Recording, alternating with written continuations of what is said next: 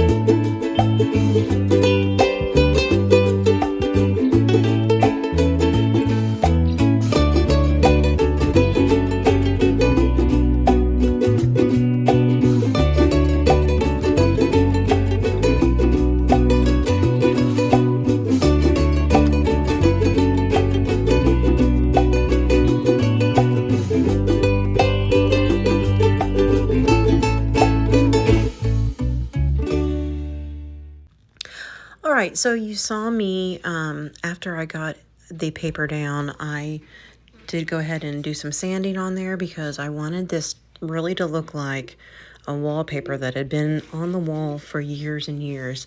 I also used some distress ink, just to bring out some dirtiness into the, like, again, it's been leaned up on. It's been on the wall forever. Kind of like if you're remodeling and you're taking a wall down and you find this like old wallpaper. That's the look I wanted. So now you also saw me during that time cut out some paint stir sticks, and I cut those to make a cross. Now I did paint them. It kind of looks white. However, the color that I used is called sugared peach, I think. And so it was kind of a really light peach. And I like that color as opposed to white. So that's why I went with that. So I'm just gluing these pieces down now and just getting them where I want them.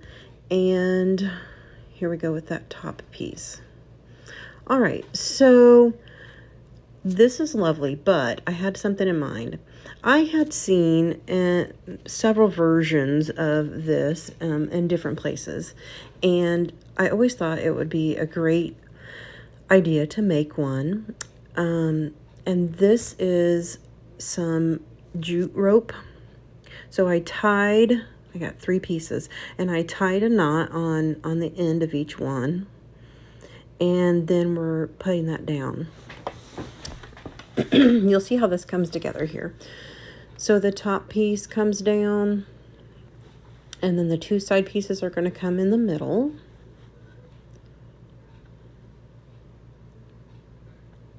And then we're going to take the 3 pieces and braid them all the way down to the bottom.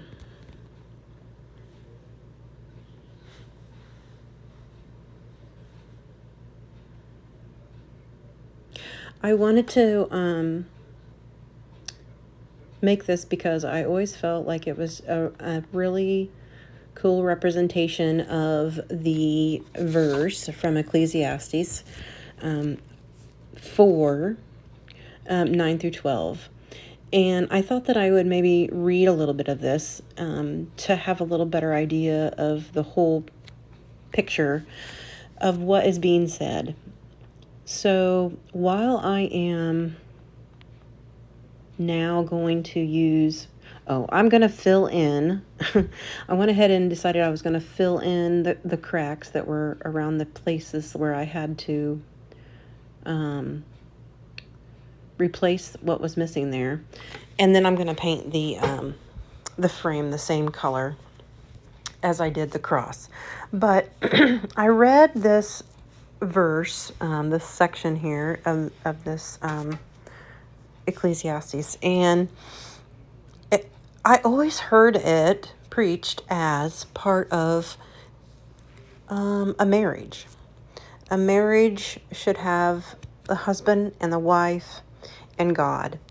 And when you pull all 3 of those together, it makes a very strong rope, or a very strong relationship, more or less. But when I read this out of the Bible and I put it on a contemporary version, it sounds more like it's like a friendship. And I have found friendships here with my craft friends that really make me look at this a little different. But here is the verse, the section that we're going to read. I'm going to go just read it to you. You're better having a friend than to be all alone, because then you'll get more enjoyment out of what you earn. If you fall, your friend can help you up. But if you fall without having a friend nearby, you are really in trouble. If you sleep alone, you won't have anyone to keep you warm on a cold night. Someone might be able to beat up one of you, but not both of you. As the saying goes, a rope made from 3 strands is a cord of cord is hard to break. And so that's what I put, the verse that I put, a cord of 3 strands is not easily broken. I hope you like what I've done here, and if you do, I would really love it if you would subscribe to my channel and give me a thumbs up. That'll help me get out to more people. And then also, don't forget to ring that bell, because when you do, you'll know when I release new videos. My letter stamps were way too big to get Ecclesiastes 4, 9 through 12 on there, so I used a fine point marker to write that on, and I think it came out pretty good. Of course, if you know me very well, you know I'm going to add a little bit of bling. So there's the bling. Now, here is the final product. I hope that you like it. And if you have comments, let me know. And I hope to see you next time.